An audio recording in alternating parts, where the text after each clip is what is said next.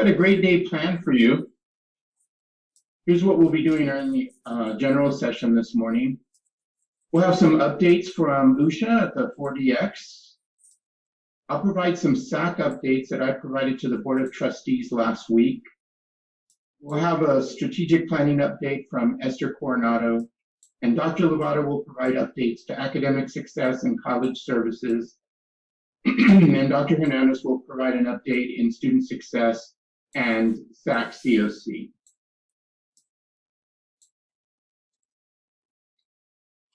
Because we've had so many people join us in both the faculty and staff, I thought it was important to kind of review why we do SAC Scores, right? So SAC Scores is a general institutional assessment, strategic planning, and learning assessment. And this directly relates to principles 2, 7, and 8 of our SAC's COC accreditation.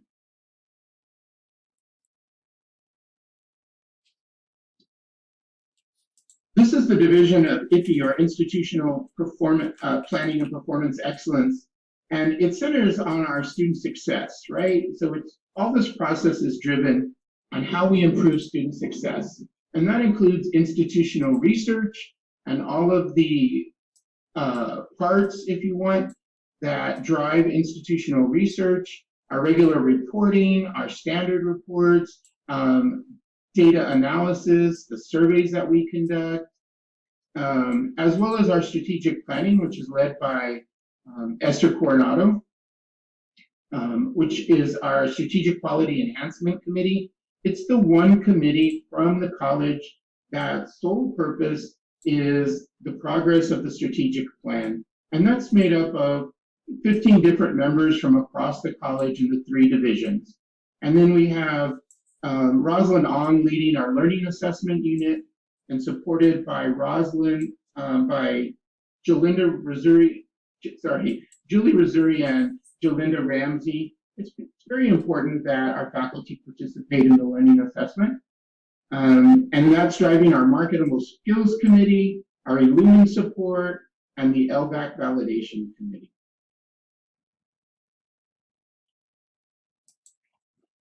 Again, the question I always receive is, why are we doing SAC Scores? As a mission-driven institution, we are committed, of course, to student success. In a moment, you'll see in our strategic plan that student success is our priority 1. And also that we're committed to process improvement through the PDCA model, or plan, do, check, and act.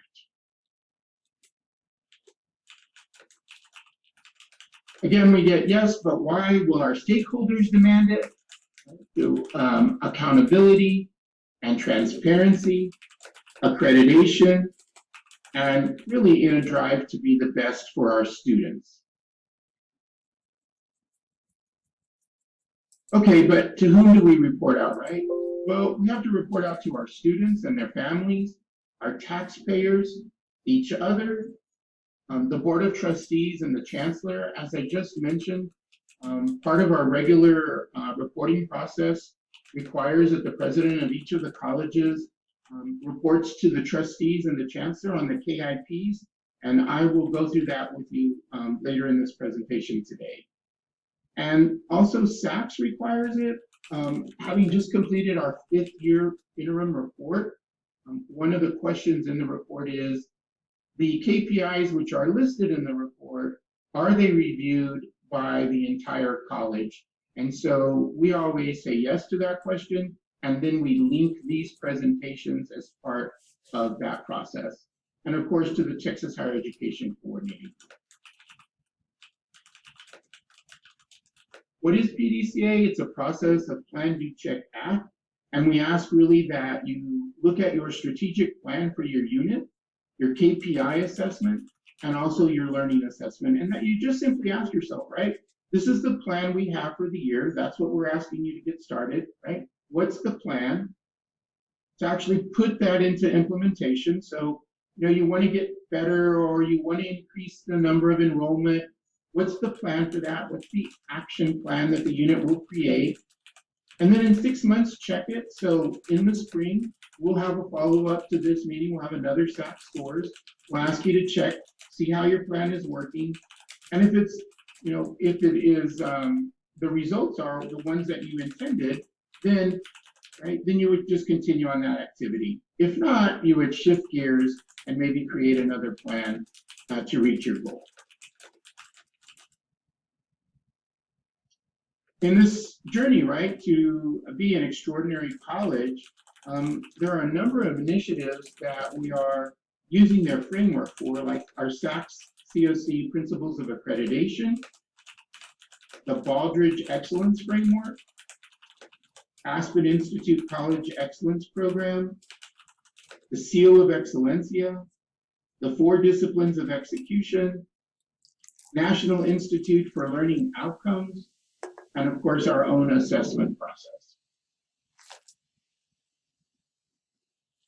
So for the rest of the day, what we have planned for you is we'll have snacks available at the Borough Cafe in the Nursing Allied Health Center foyer from 1 to 4 p.m.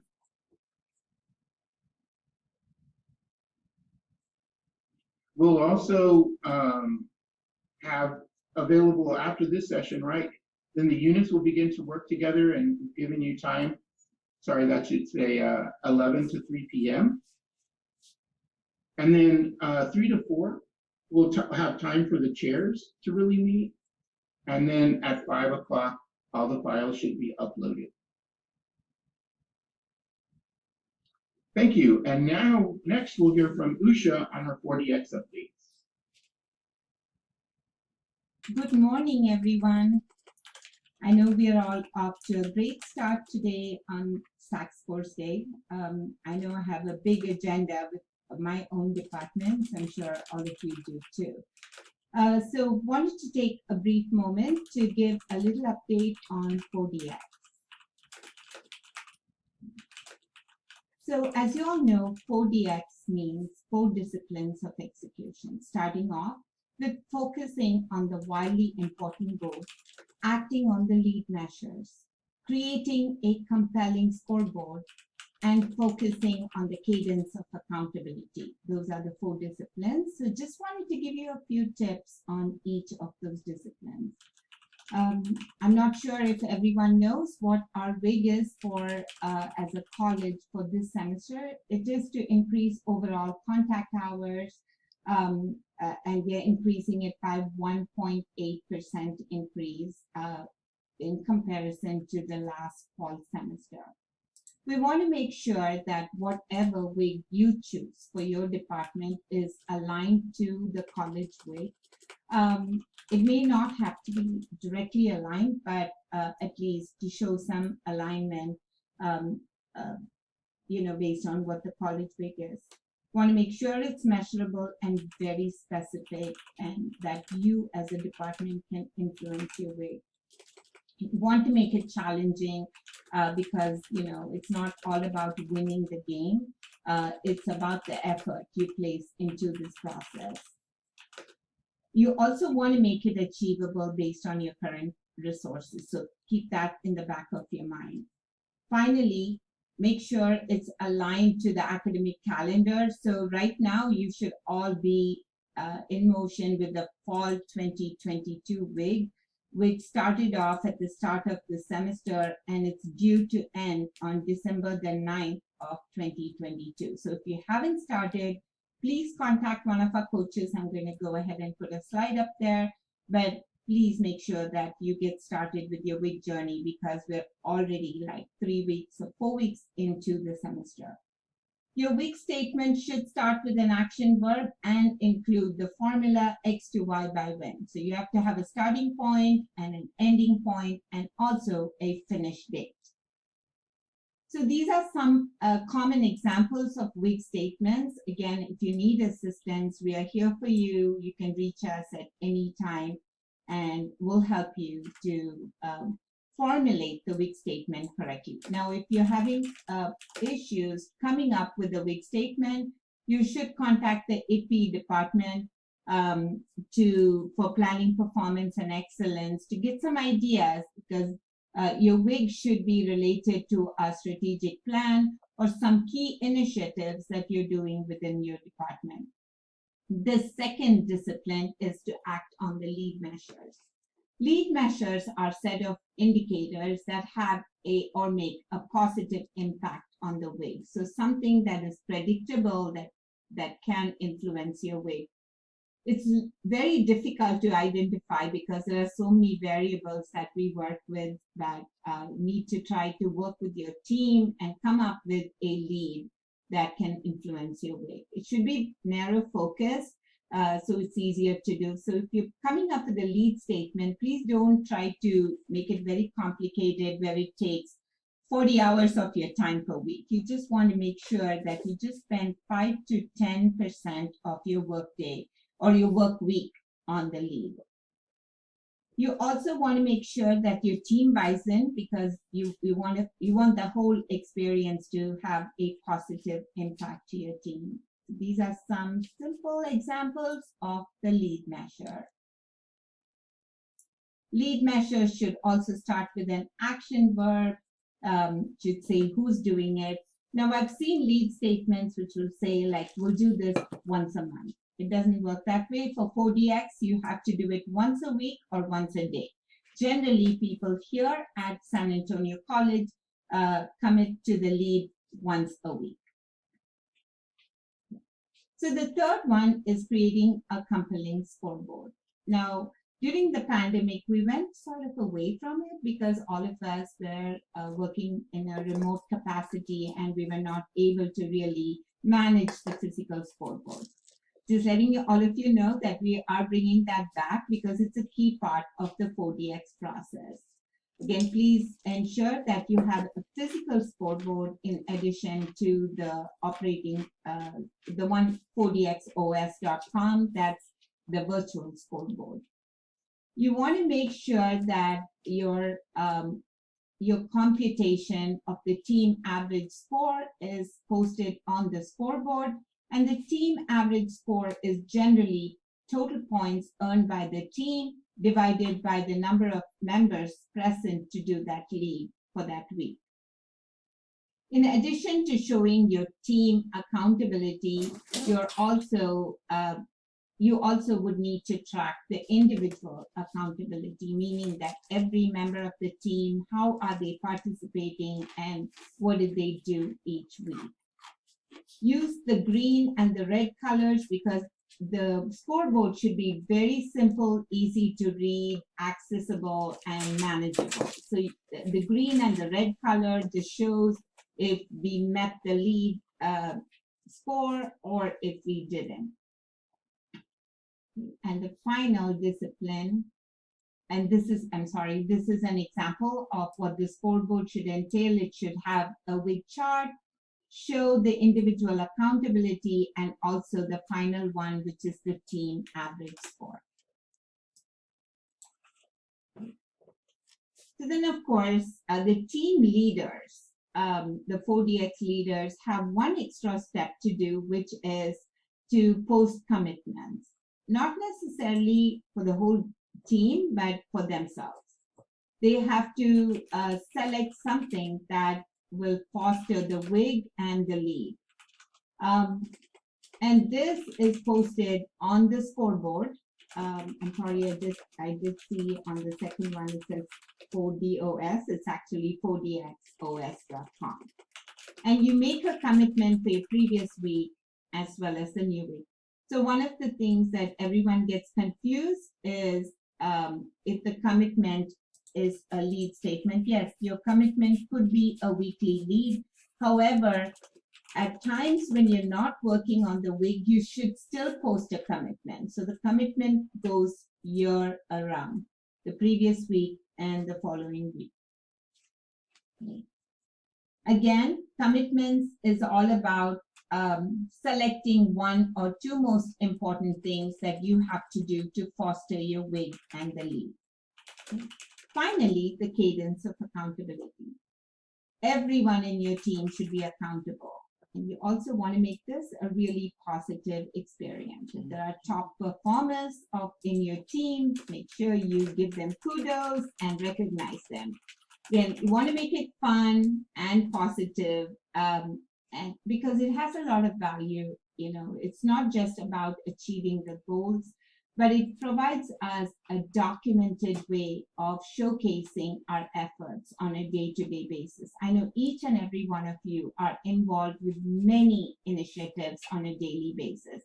So this is a great tool to document all those efforts, especially when it comes to time when we have to showcase during accreditation, we have to apply for awards. This really provides a lot of data for those purposes. So do your best, try to document it as much as possible, and be very consistent in your documentation process. So we have a lot of coaches here at San Antonio College, including myself, to support you. So within my team, I have Manny Rosado and Yvonne Galindo, who are not only involved in supporting, but they provide training for your needs. So reach out to us. In addition, we have Brad Dudley and Robin Stason and Francisco Hernandez on campus to help you as well. Again, if you're struggling with coming up with a goal statement, reach out to our Planning, Performance, and Excellence department. I'm sure they will provide you some tips on how to come up with the goal that is best aligned to our strategic plan. Thank you. And with that, I'm going to welcome Dr. Frank Solis back to provide updates on San Antonio College. Thank you. Trustees with the updates on our performance. And so these are all lagging measures. And by that, I mean that this is all data from last year, right?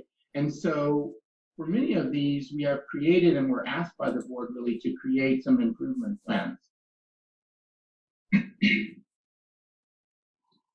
It's a great starting point to be able to start the presentation as the #1 community college in the nation as recognized by Aspen Prize. Recently, somebody brought to mind and said, well, there's a lot of debate about whether or not we are or not the #1 community college in the nation. And so by the framework used by Aspen, we were designated the #1 community college in the nation. There are a number of other frameworks, and later I'll speak to that. But using the Aspen framework, we were designated the #1 community college in the nation. And we're all very proud of that accomplishment. This past year, we recorded a number of highs, record highs for us. Spring 2021 productive grade rate was at an all-time high. 3-year first time in college graduation rate for part-time. Our 4-year first time in college graduation rate, part-time. Our 6-year first time in college transfer rates were at an all-time high. Students employed and or enrolled within 6 months of graduation, an all-time high, and success at transfer institutions. And so I really want to begin by saying how proud I am of the work that we've all done. And I want to thank you as well for that work. I know that these were very difficult times. I mean, let's think about this. This was during COVID. And the fact that we were able to maintain these highs or achieve these highs speaks to the work that each of you has done. The other part of that, too, is for us really to consider the work. In the other numbers, you'll see we were only off by maybe 1 or 2 percentage points. And so, really that was that we had maintained the level all throughout COVID. And so I just want to thank you for all that hard work. We did come out of the year, though, with 2 challenges, and that was fall enrollment and our high challenge courses. And I'll speak to how we've improved both of those numbers since this report. First, a little bit about our student profile. We are 67% Latino, 9% African American, 20% white, and 3% Asian. Our enrollment status is about 81% part-time with 19% students, and that hasn't changed much. What has changed over the past 5 years is the gender breakdown. We're now at 37% male and 63% female. Just 5 years ago, we were at about 50-50, 50% female, 50% male. And so really, there's a lot of conversation. This is a national crisis, a state crisis, a local crisis. And so we've also started to create some action plans about what we plan to do about it here at SAC to help those numbers. The first is our head count. If you look at the enrollment, we ended the semester, the fall semester, with all parts of terms at 17,677. We are already, just before all parts of terms, we were already at 17,763. And so we are only about 267 students from our increased target. And so we're definitely doing much better on our enrollment. Our students are back both online and in person. Enrollment type of students, again, remember this was the past data, right? This is not this semester's data. We presented on last year's performance.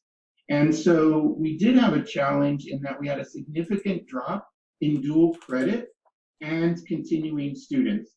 In dual credit, we know that part of those numbers were that we released New Braunfels to Northeast Lakeview, is now providing dual credit for those students. And then the second was our continuing students. And so one of the things that Dr. Cox and her team led was all of those students who had stopped out and were in good standing, almost 4,500 students were contacted individually by counselors and advisors. And we had about 500 students return back to campus through a program that we offered them. So great work in bringing those students who had stopped out. Our course completion was at 91% for the spring and 89% at the fall semester. Again, if you look across, you can see that that's only about 1%, right? Less than 1% difference. So this is great work for us. Thank you. Our productive grade rate in the spring semester reached an all-time high, and our our fall semester was at 76.4, down from 78.8%. Our number of high challenge courses, this was one of the areas of concern of the Board of Trustees. We went from 11 to 16 courses.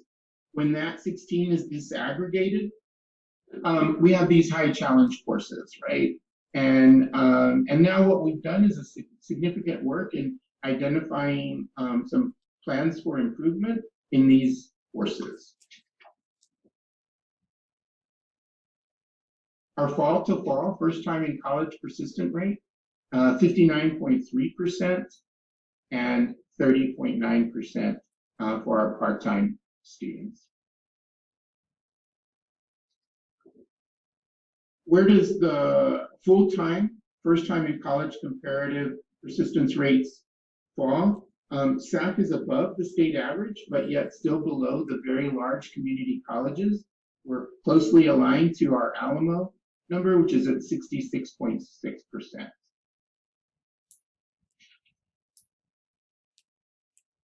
Our 3-year first time in college graduation rate for our part-time students is up.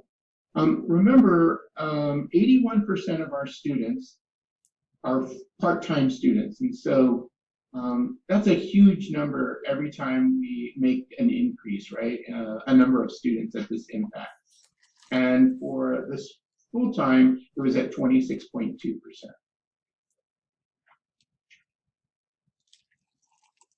Where does that number put us then in comparison to Alamo and the state average? We're above the state average and in line again with our sister colleges in the Alamo district. 4-year first time in college graduation rate was up for our part-time students to 21.1%. Again, we're making significant strides in improving the number from 13.3%. Where is that number in comparison to the state average in the very large community college district colleges? We're above the state average and in line with our very large community colleges and with the Alamo number.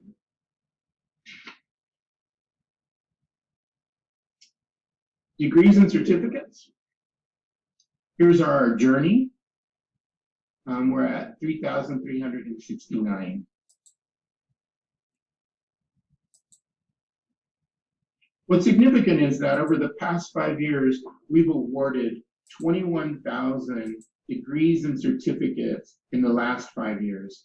And that's doubling the number from the previous 5 years, right? So that's great work and definitely has an impact on our local community.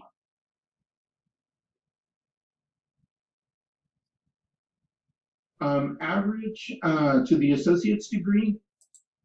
If you notice the bottom line for Native students, we're at now 69.9%.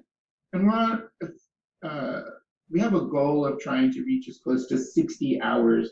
Recently, some state data was released in the community college with the highest transfer rate, and yet they had the highest number of hours, which was at 118, and that was Glenn Community College.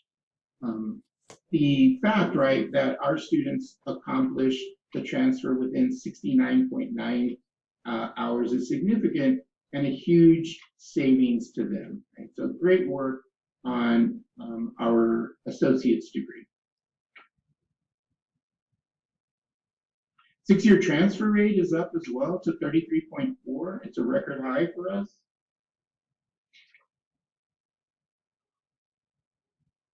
And then our success rate at the transfer institutions, right, is up to 69.6%.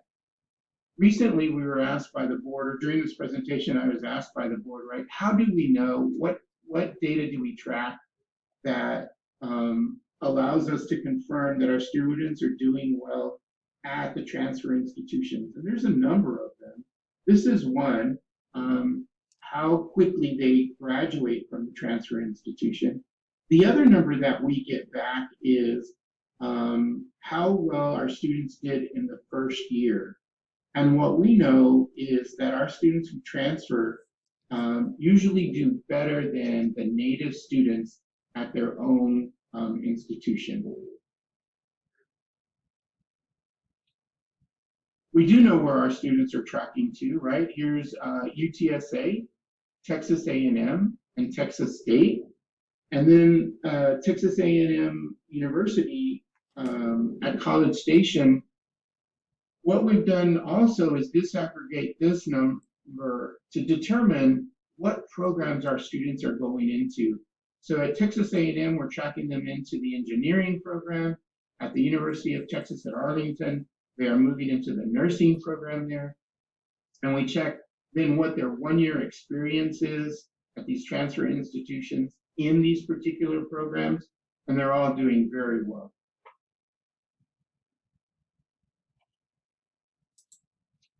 Another number we track. So when we were in conversation with Aspen, one of the conversations we had was, are we tracking our students really beyond just graduation? And so they say that they look at the 1,100 community colleges across the nation that enroll about 45% of all students in higher ed. And really that those colleges are divided into 3 categories. Those that are focused primarily on access. The second category, access to completion. And the third category, access to completion to post-completion. And that's transferring and entering the workforce. And so you saw our previous number there about how well we do transferring students. And this number speaks to how well we do in getting our students employed, right? And so the academic programs are at 88.2%, and the technical programs are at 91%. And I'd add here too that these were just the students that we were able to contact. Not all students are found during this report, right? And so I think those are really great numbers for us. Then we also track the wages that our programs lead into, and this is the average for all programs is $37,000 at the completion 1 year past graduation. It's $36,830 for the cybersecurity, and our health programs are averaging $57,000 again after the first year of employment. This number tracks that average at 5 years post-graduation. And so for all programs, they're making $51,000 on average. For computer security, it is $71,000. And for our health professions, $72,000 as the average. Our SESI results and student engagement, we were up in academic challenge, up in student faculty interaction, and up in support of student learners. And again, I want to remind everybody that we accomplished this right in the middle of the pandemic. So great work, and our students recognize the work in completing the SESI. Would you recommend this college to a friend or family member? Our SAC students are saying yes at 94.8%. Get great numbers. Our PACE results for 2021 remained essentially unchanged. And one of the questions we got from the Board of Trustees was, are we disaggregating the data? And we do by sub-equity group. We also have now started to disaggregate our data by type of student as well as modality. So we definitely are looking at our data disaggregation. All right, so a couple of great accomplishments, or a few of our accomplishments.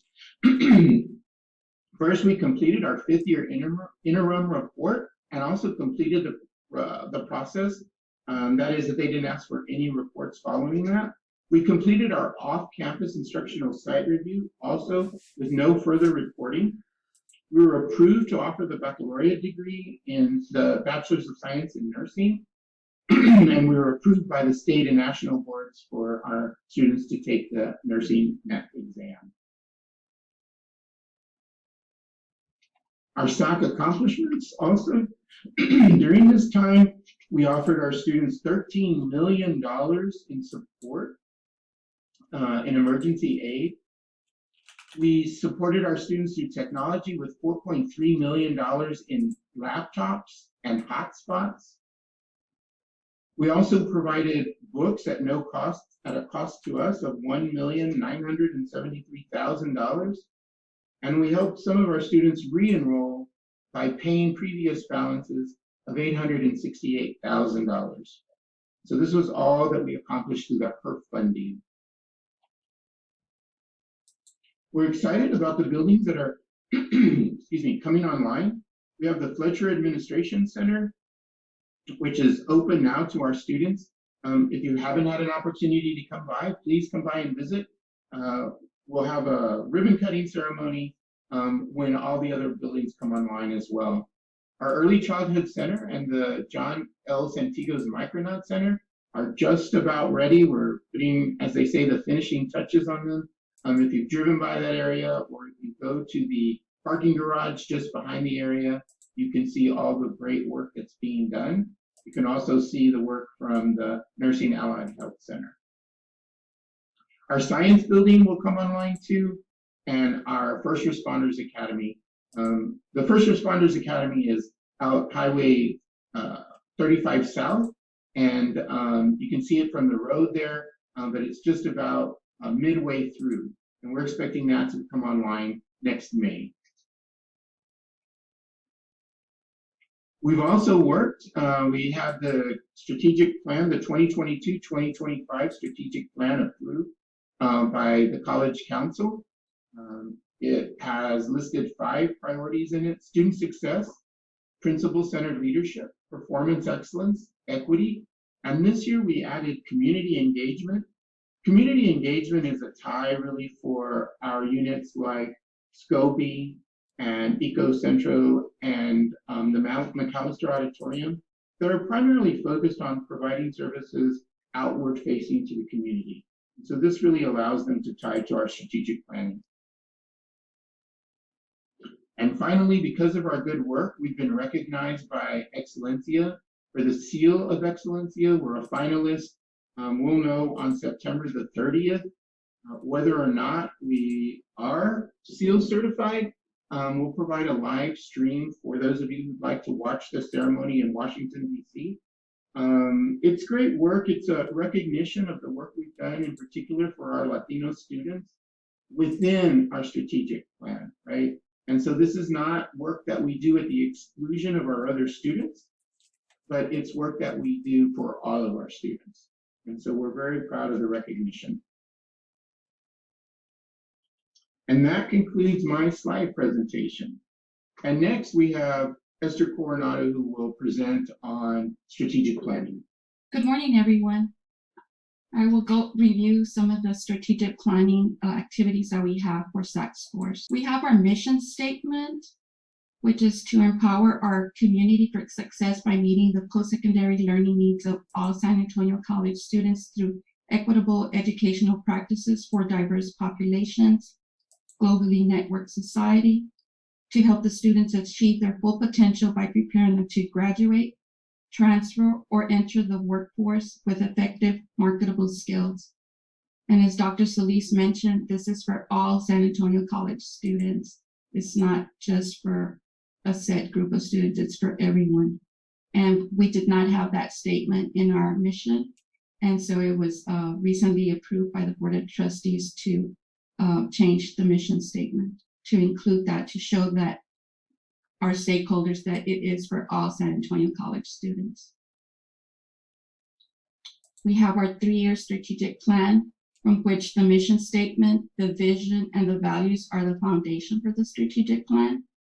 In the strategic plan, we have student success, principle-centered leadership, performance excellence, and priority of equity for the 3-year strategic plan that we are reviewing today, and will close out or determine whether we will continue some of those initiatives to the 2022-2023 plan. To document the progress that has been accomplished in the past strategic plan year, we have 2 deliverables for SAC Scores.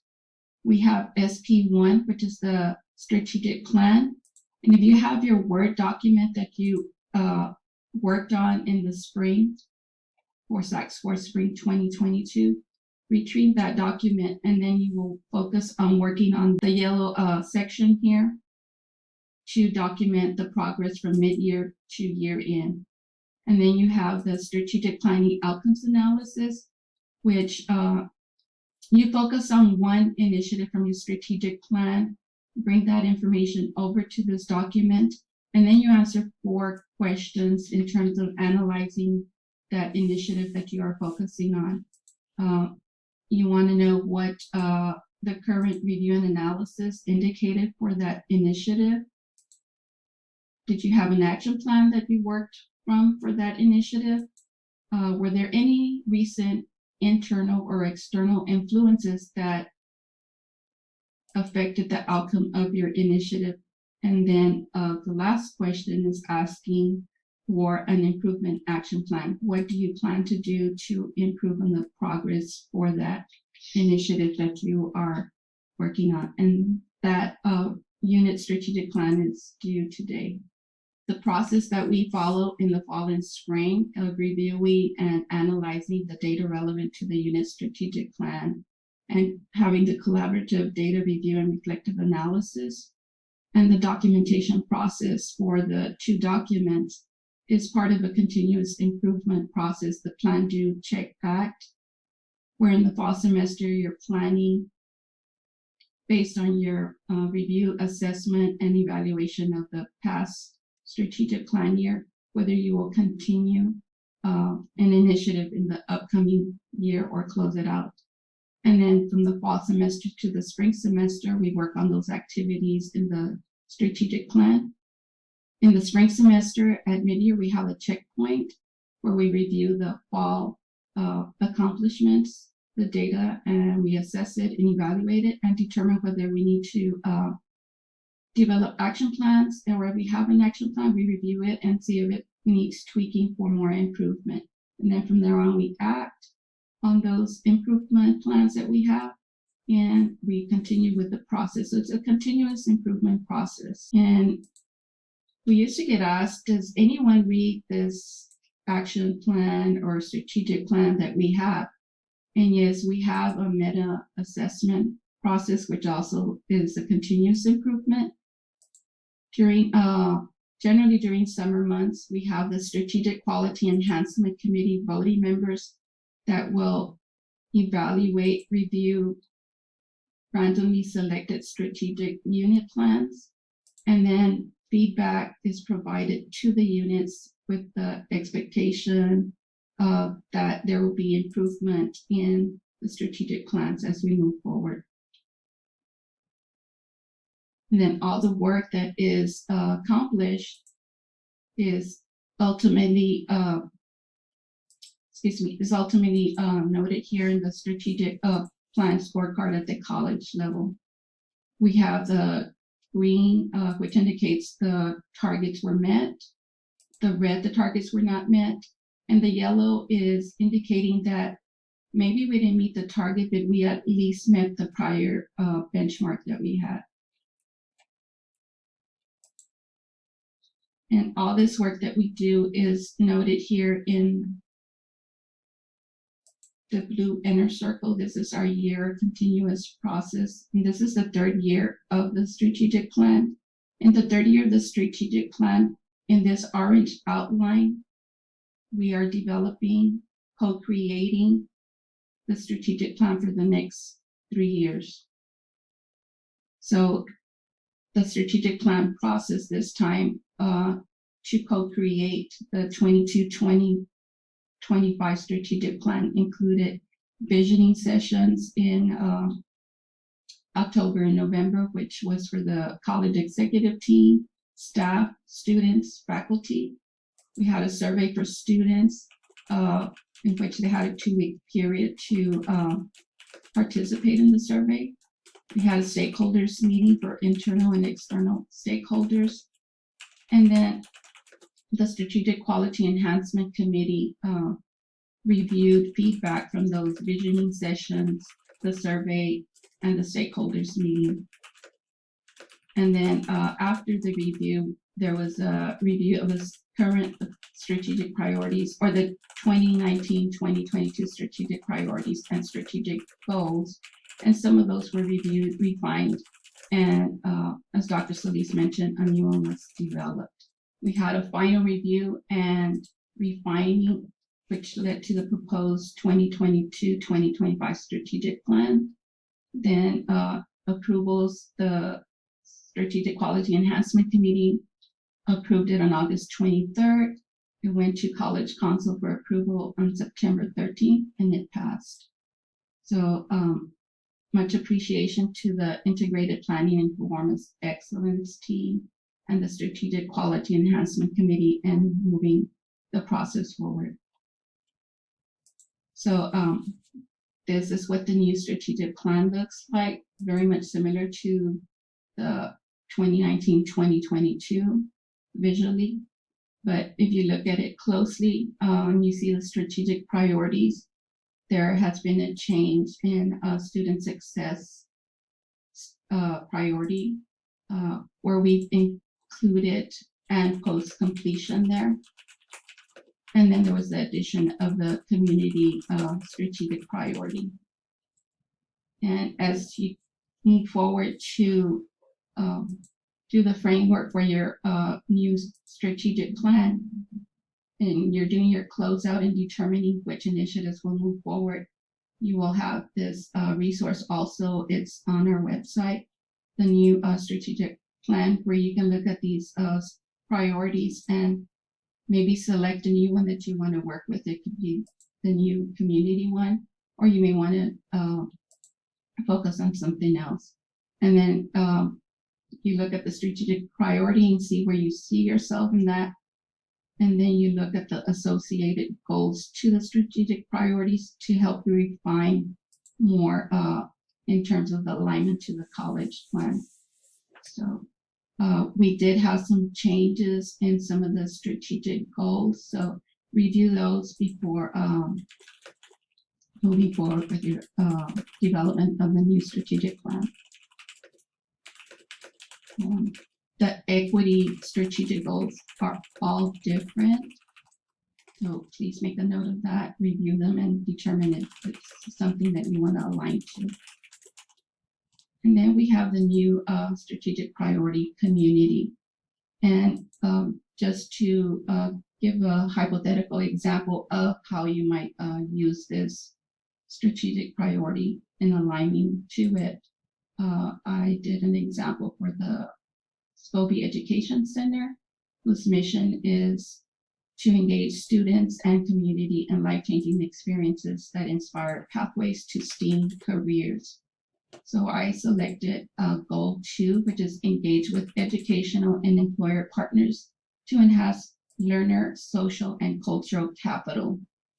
So I said the objective is increase partnerships between the Scobie Education Center and independent school districts.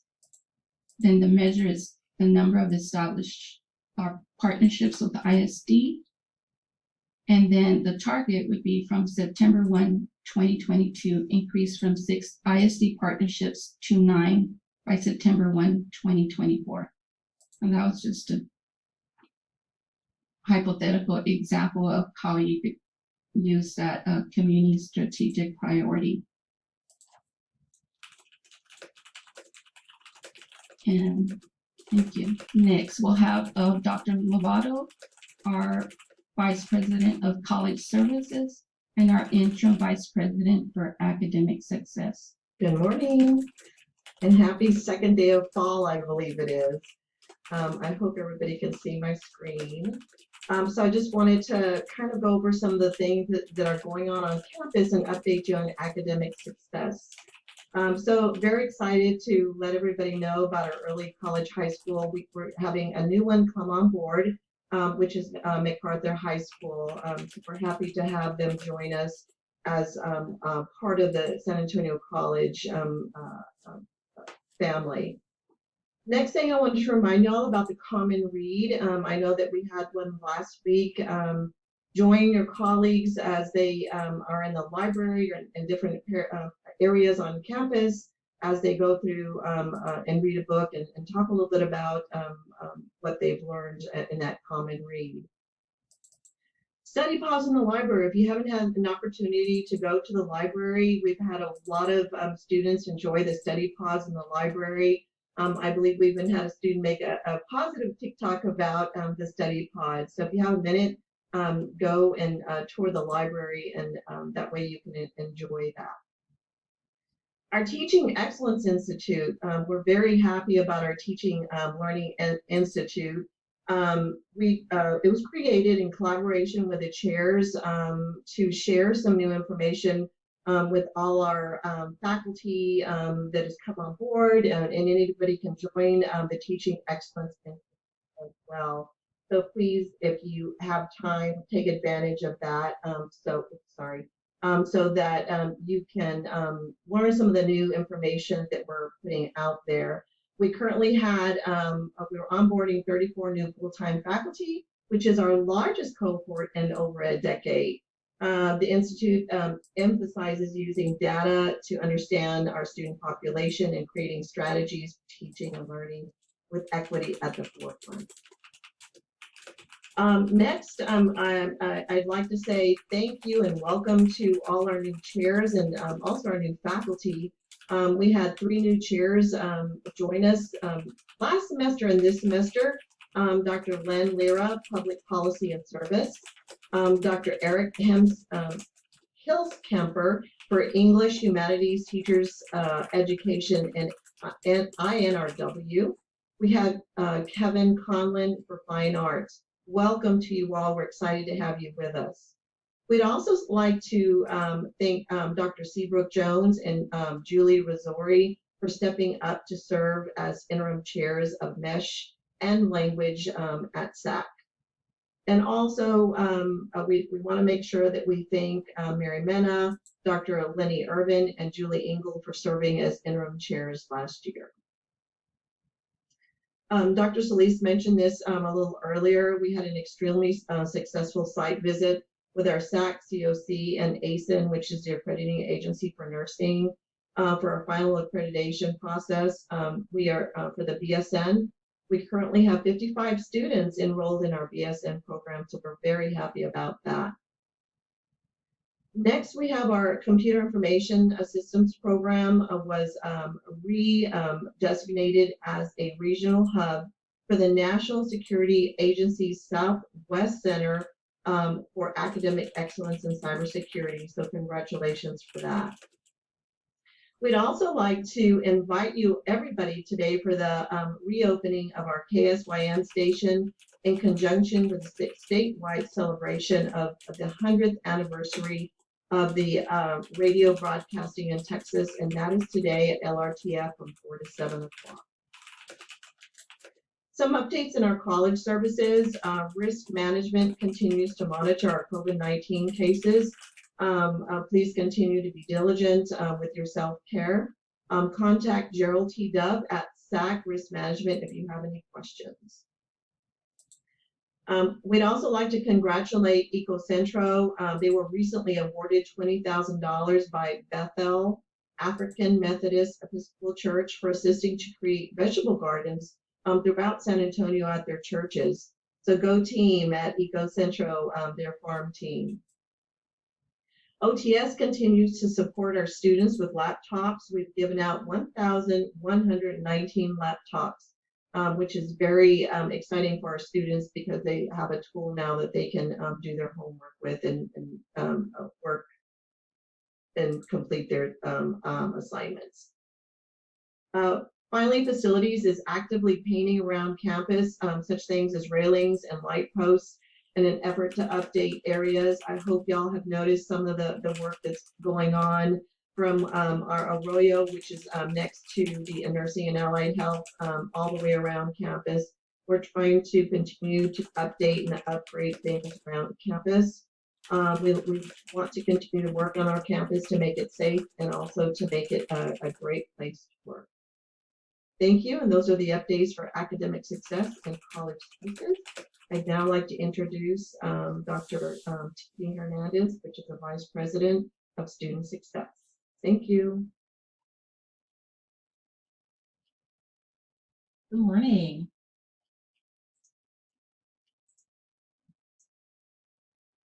All right, let's talk about enrollment.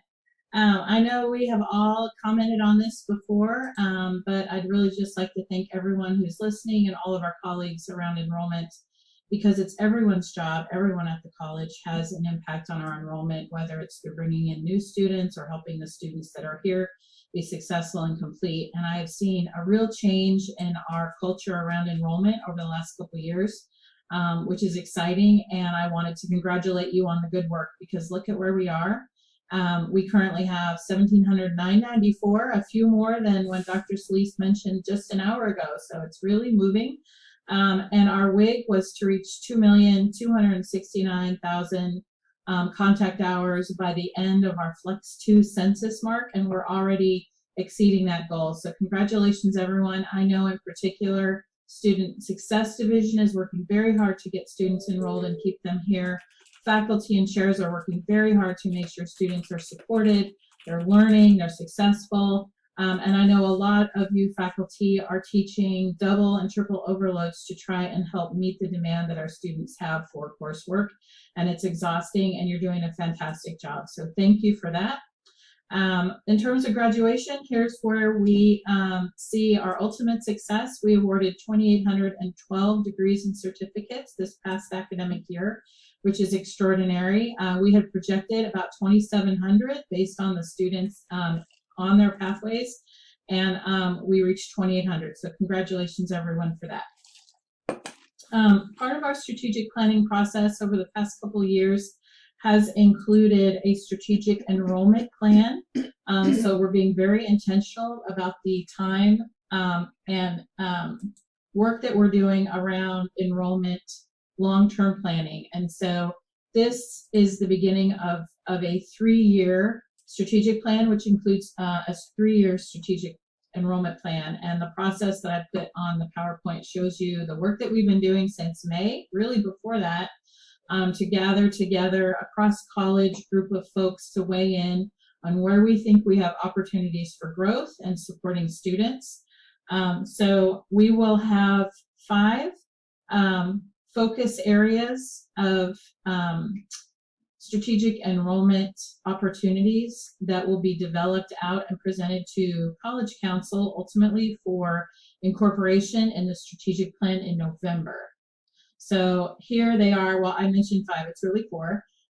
One area is accelerated pathways with easy on and off ramps using shorter parts of term so that students can complete in 18 months or less. That's been led by Dr. Staggs and Dr. Wood, so thank you both for that work.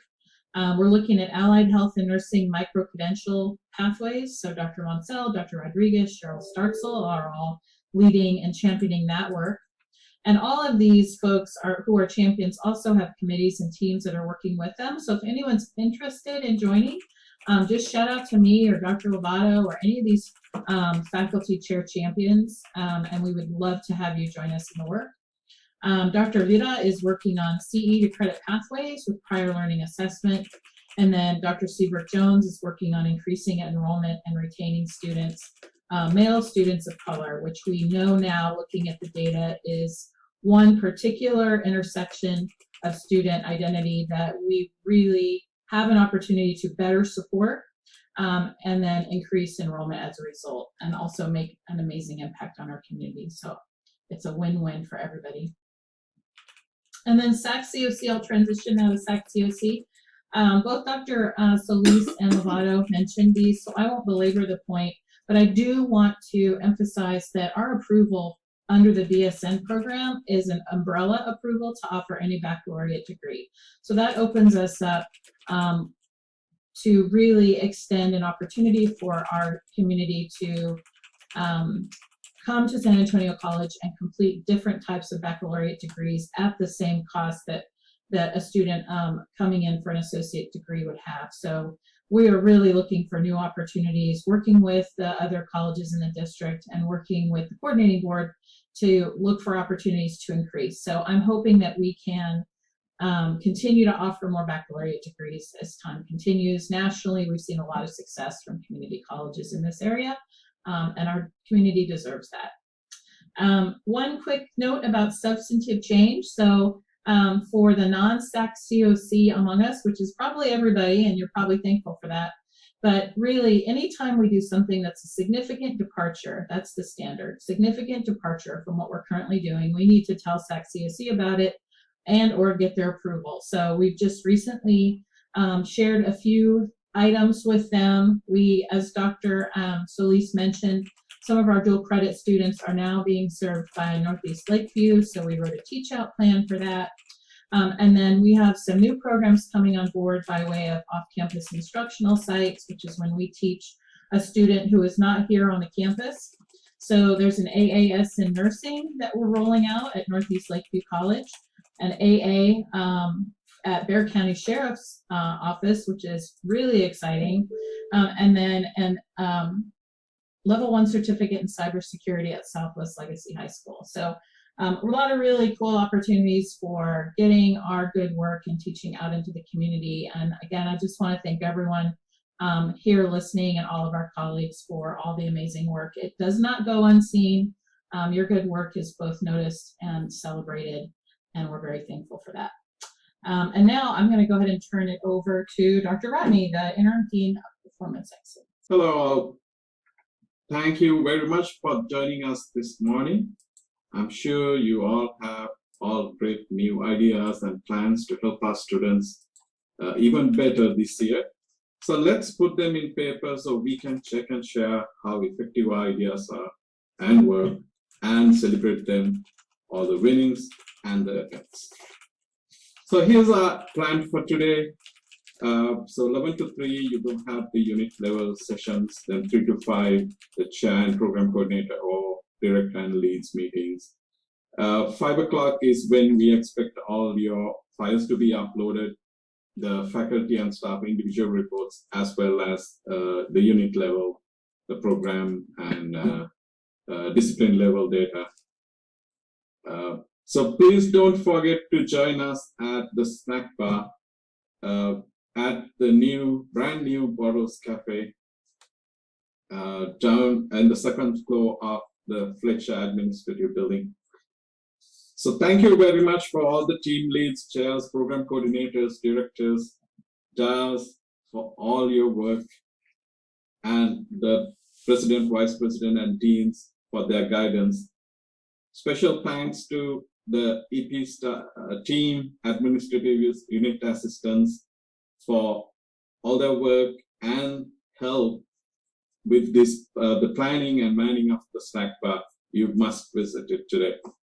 And especially faculty and staff members, you are the San Antonio College.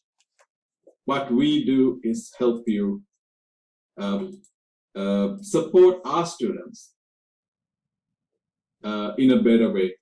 So thank you all for all your work and all the work you plan for the next years. We very much appreciate your participation today.